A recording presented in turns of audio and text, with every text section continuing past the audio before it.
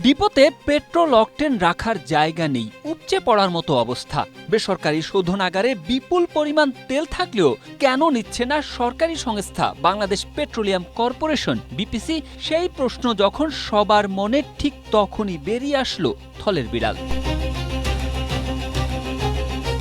জানা গেছে, মার্চ মাসে দেশে যখন তেল সংকট দেখা দেয় তখন সরকারের পক্ষ থেকে চাহিদা দেওয়া হয় বেসরকারি তেল সরবরাহকারী প্রতিষ্ঠানগুলোকে।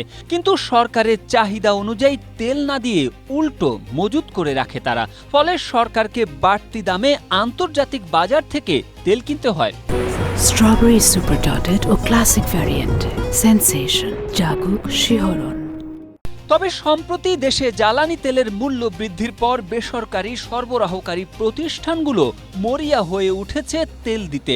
তেল সরবরাহকারী প্রতিষ্ঠানের এমন স্বার্থপরতার চিত্র তুলে ধরে খবর প্রকাশ করেছে দৈনিক আজকের পত্রিকা।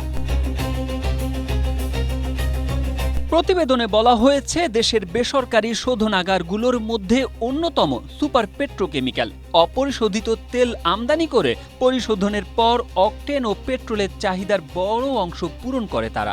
অভিযোগের বিষয়ে সুপার পেট্রোকেমিক্যালের প্রধান নির্বাহী কর্মকর্তা প্রণব কুমার সাহা বলেন, অকটেনের একটি জাহাজ ফেব্রুয়ারিতে আসার পর বিপিসি তার প্রতিশ্রুতি অনুযায়ী তেল নেয়নি।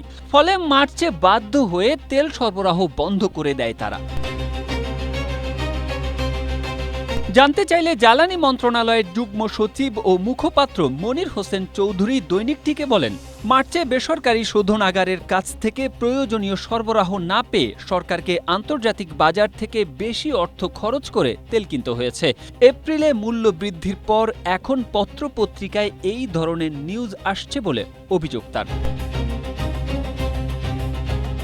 Tarique Ahmed, Asia post.